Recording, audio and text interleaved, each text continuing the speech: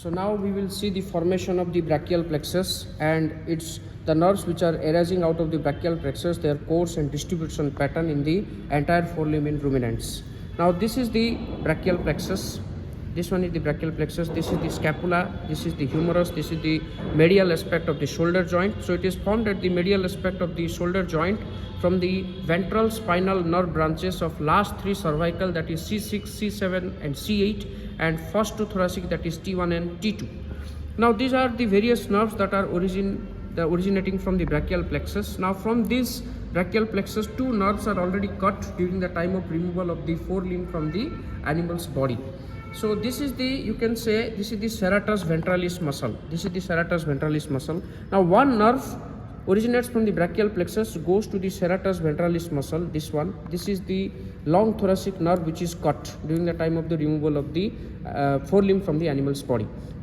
Now by the side of that, another nerve is there which will be originating from the brachial plexus, and it moves by the side of the long thoracic nerve, and it will move into the thoracic cavity. It will move into the thoracic, this is the caudal direction, this will move into the thoracic cavity, that is the external thoracic nerve, or it is also known as lateral thoracic nerve. So these two nerves are actually cut. Now if you see the brachial plexus, you can see this nerve. This is the nerve. There are so many pectoral nerves. This is one of the large branch. This is one of the smaller or minor branch. So these are the pectoral nerves which are innervating the pectoralis muscles, superficial pectoral and deep pectoral muscles in animals. So third branch is gone. Now coming to the fourth branch, this is the, you can say, suprascapular nerve. Now you can see it, after originating from the brachial plexus, it is moving in between the, you can say, subscapularis muscle and supraspinatus muscle. This is the subscapularis muscle, one bundle, second bundle, third bundle. This is the teres major, and this is the latissimus dorsi. So the suprascapular nerve moves from the medial aspect of the shoulder region to the lateral aspect through the supraspinatus, or in between the supraspinatus muscle and subscapularis muscle, and it comes to the lateral aspect of the shoulder region. This is the deltoideus flap. This is the acromion head or acromion part of the deltoideus. This is the scapular part of the deltoideus. This is the V-shaped muscle. Now this is the, you can see, the suprascapular nerve. This is the suprascapular nerve.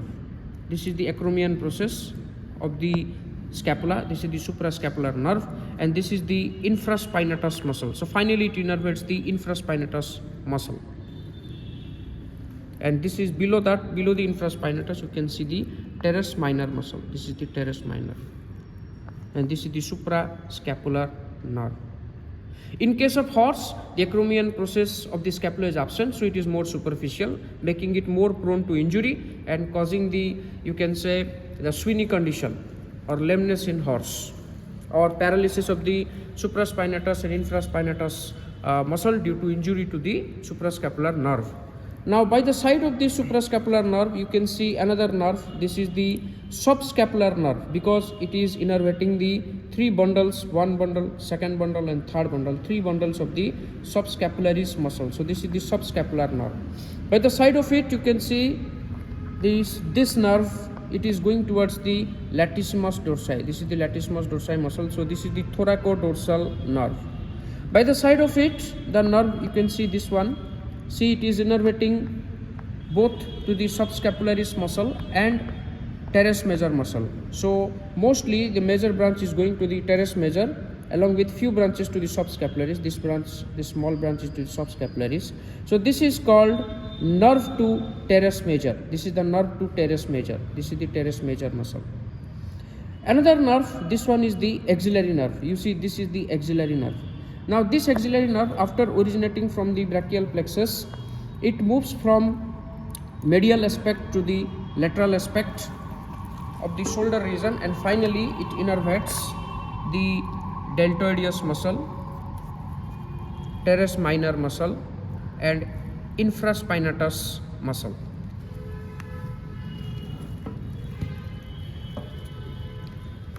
Now coming into the most thickest nerve, this is the axillary nerve. By the side of it, This is the thickest nerve, that is the radial nerve.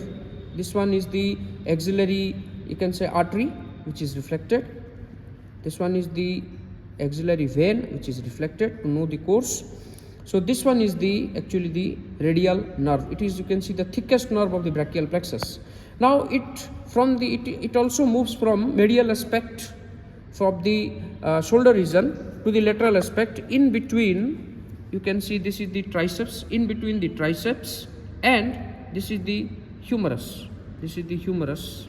This is the coracobrachialis muscle, and this one is the humerus bone. So in between the posterior aspect of the, this is the posterior side, posterior aspect of the humerus bone and triceps muscle, this is the radial nerve. It moves from medial to lateral surface from the, in between the triceps muscle and posterior aspect of the humerus bone, and come to the lateral aspect. You can see the lateral aspect. Now if this is the lateral head of tricep, this is the lateral head of tricep. Now if I reflect the lateral head of tricep, if I reflect it, I can see this is the brachialis muscle, which is occupying the musculospiral groove in the lateral surface of shaft of humerus, and this one is the smaller one, the anconeus muscle. This is the olecranon process of ulna. This is the anconeus muscle.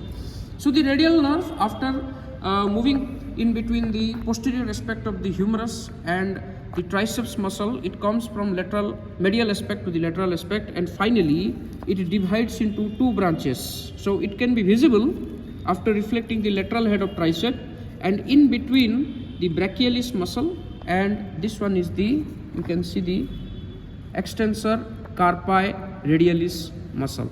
Extensor carpi radialis. So in between the brachialis muscle and extensor carpi radialis muscle, after reflecting the lateral head of tricep, the radial nerve is visible. Now if you see the radial nerve, it has two branches. So this one is the superficial branch. This is the superficial branch.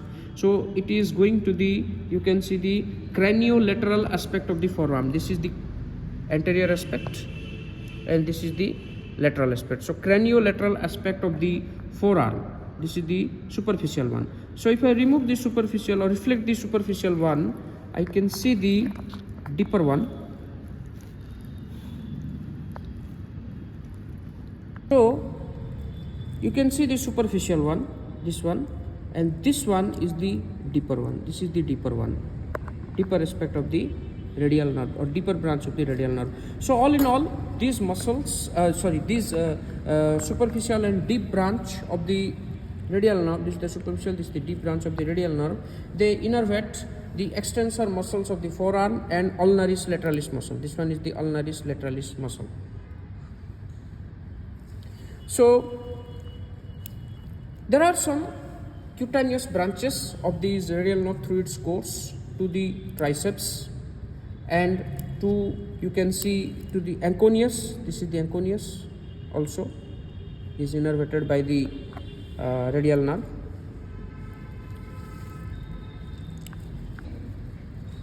This one, this is the radial nerve thickest. By the side of it, the ulnar nerve. Now at its origin, you can see for some distance the ulnar nerve and this is the median nerve. The ulnar nerve and median nerve, they move side by side, originate at the origin point from the brachial plexus. They are moving together, which is, I have separated this one. Now if you see the ulnar nerve, this is just like the radial nerve. Radial nerve is the digital nerve. After innervating the extensor muscles of the forearm, it goes up to the digit.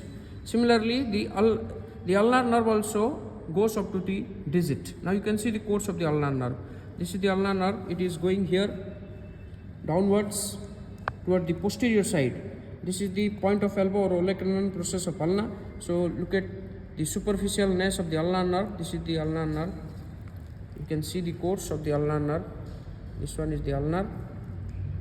This one ulnar, and it moves downwards. At the level of forearm, it passes in between. This is the flexor carpi ulnaris muscle, which I have reflected, and this is the flexor carpi. This is ulnaris lateralis. So this is ulnaris lateralis. This is flexor carpi ulnaris, and you can see the course of the ulnar nerve. This is the accessory carpal bone. This is the accessory carpal bone. Now this is the point of reference for the ulnar nerve block. Above it, the anesthetic solution is injected for blocking this ulnar nerve. So it goes up to the digit in the volar aspect. This is the volar aspect of the forelimb. Now, another nerve, that is the median nerve. So this is the ulnar nerve. This is the radial nerve. This is the median nerve. Now if you see this median nerve, one nerve is always associated with the median nerve, is below that is this one is the musculo. If you see this median nerve, it is always associated with the musculocutaneous nerve. Now this is the, we have already discussed, this is the pectoral nerve. So when these two unite, they form a loop. You can see this is the loop. Now through this loop, actually this axillary artery, you can say, passes.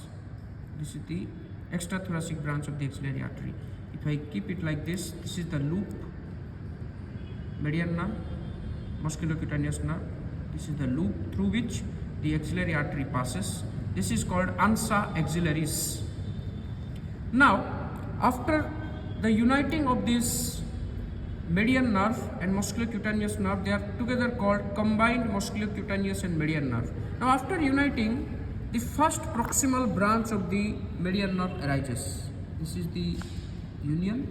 After union, the first cutaneous branch of the musculocutaneous nerve arises. Now it is moving towards, this is the coracobrachialis muscle. This is biceps brachii, this is so it is innervating the coracobrachialis muscle. This one. Now, if you go still downward, this is still called as combined median and musculocutaneous nerve. The distal branch of the musculocutaneous nerve comes out. Now it is moving towards the coracobrachialis and biceps brachii. Coracobrachialis and biceps brachii, and this is the medial aspect and this is the anterior aspect. So it is moving towards the craniomedial aspect of the forearm. Craniomedial aspect of the forearm. This is the distal branch of the musculocutaneous. Now after giving this distal branch, now this was the combined musculocutaneous and median nerve. After giving this, you can say, distal branch by the musculocutaneous nerve, now this is solely called as median nerve. Now there is no remnant of the musculocutaneous nerve. So this is the median nerve. Now if you see, this median nerve descends in the forearm region and finally divides into two branches. This one is the superficial branch and this one is the deep branch. You can see this is the deep branch and this one is the superficial branch. And they innervate mostly the flexor muscles of the forearm and they go up to the digit in the volar aspect. So three digital nerves of the hind limb. One is you can see the median nerve, which is always associated below with the musculocutaneous nerve, forming this loop, forming this combined one. Another digital nerve is the ulnar nerve by the side of the median. Another one is the thickest one, the radial nerve. So three digital nerves of the hind limb. So these are the nerves that are originating from the brachial plexus. Out of these nerves, two nerves are cut. One is going to the serratus ventralis, this one, the long thoracic nerve, and one is going to the outside to the thoracic cavity, that is the lateral thoracic or external thoracic nerve. But except these two nerves, rest other nerves are present in this forelimb.